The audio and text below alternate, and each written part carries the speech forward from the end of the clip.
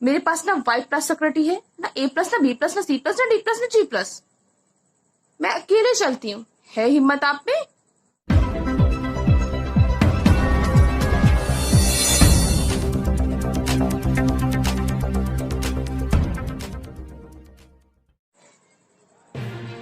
अस्सलाम वालेकुम, आदाब। बहुत दिनों बाद मैंने अपनी चुप्पी तोड़ी है। बेखौफ होकर अपनी आवाज उठाया करो, बेखौफ होकर अपनी आवाज उठाया करो।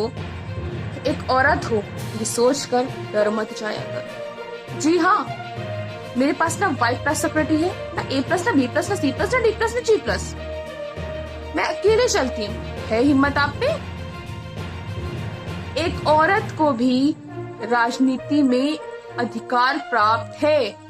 एक औरत राजनीति में कैसे आगे बढ़ी जा रही है ये देख नहीं पा रहे हैं ना? आंखें दान कर दीजिए, किसी के काम आएंगी। अपनी आंखें दान कर दीजिए, किसी के काम आएंगी। और हाँ, एक बात और, एक पोस्टमैन जो आप बने, नहीं समझ तो रहे होंगे ना, एक पोस्टमैन जो आप बने तो एक पोस्टमैन बनकर की वैल्यूज आपको समझ में आ गई होगी ना। आई होप नेक्स्ट टाइम आप ध्यान रखेंगे। चलिए बात करते हैं प्रेजेंट टाइम्स के कुछ मुद्दों पर। हमारी विचारधारा भले ही अलग, लेकिन एक महिला का अपमान बर्दाश्त नहीं करेंगे।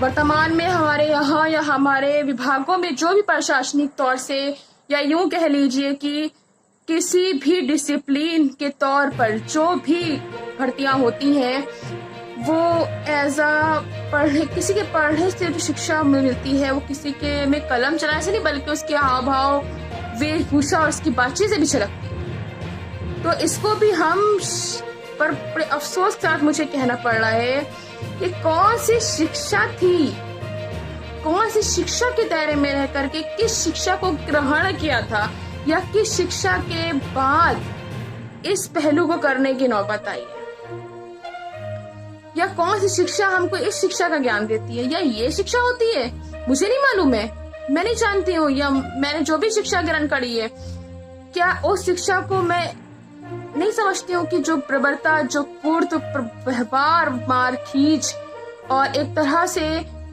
इतने लोगों के बीच में सड़क पर तमाशा बनाया गया है, या यूं कह ले कि उसका शोषण किया गया है।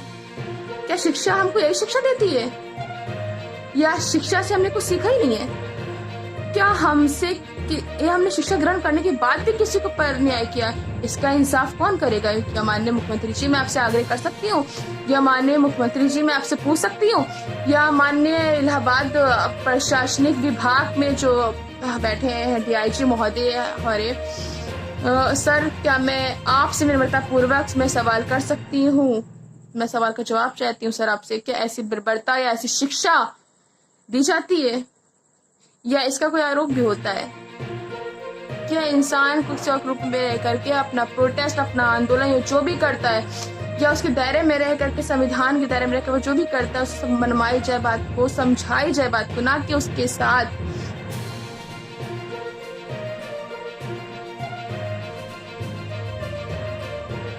कि उसको दायरे में ही रह करके बात समझाई या मनवाई जाए, या कि उसके साथ ऐसी बर्बरता की जाए कि उसकी खुद की भी जो इज्जत होती है वो इज्जत मिट्टी मिलती है, साथ में महिलाओं का सम्मान भी मिट्टी में मिल जाता है। क्या हमको कोई मौलिक अधिकार मांगने या पूछने या छीनने का किसी भी तरीके का कोई अधिकार नहीं है?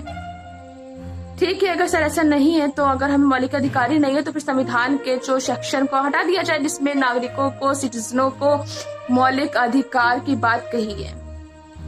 और आप भी अपने मन कमेटी में ये बात कह दीजिए कि आज से कोई भी जनता मौलिक अधिकार के लिए अपनी आवाज नहीं उठाएगी। और अगर ऐसा नहीं हो सकता सर तो इसके लिए जो छात्र नेता के साथ जो भी वो समाजवादी पार्टी की छात्र नेता थी, मुझे नाम नहीं मालूम है इस टाइम, उनके साथ साथ वो अपने हक के लिए नहीं अपनी जनमानस की लड़ाई लड़ रही थी। मैं बड़े ही विनम्रता पूर्वक आपसे पूछना और कहना भी चाहती हूँ कि जिस तरह से ये प्रश्न हमारे सामने आया है बड़ा ही निंदनीय है सर। पहले किसी के सम्मान में, बल्कि उसके आने वाले वक्त में, उसके आने वाले भविष्य में उसके लिए बहुत ही खराब पहलू है कि सर कड़को का उसको लिए कमेंट्स करते हैं, उसकी मर्यादा को बहुत ठेस पहुंचेगा। अगर इसी तरीके से बहुत से लोग अपनी जानों को देते हैं, कि इसके जिम्मेदार कौन होगा सर कल को? कि अगर कल को कोई गलत कदम कोई उठा लेता है, अपनी बात को नहीं मनवाता है, उसकी पीड़ा उसकी दर्द को नहीं समझा सुना जाता है, तो क्या ये जो हुआ है क्या ये सही था?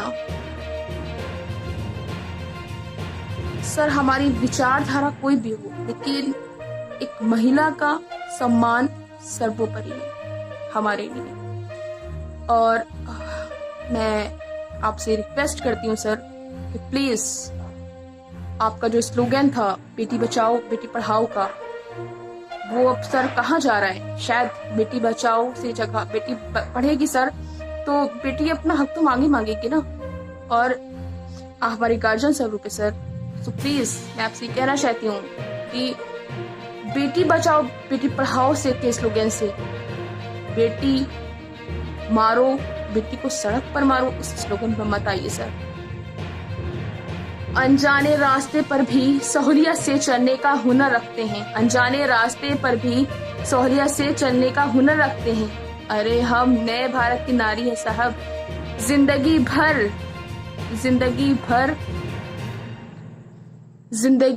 जिंदगी से लड़ने का सब्र रखते हैं, लेकिन जो जंग हो हमारी आबरू की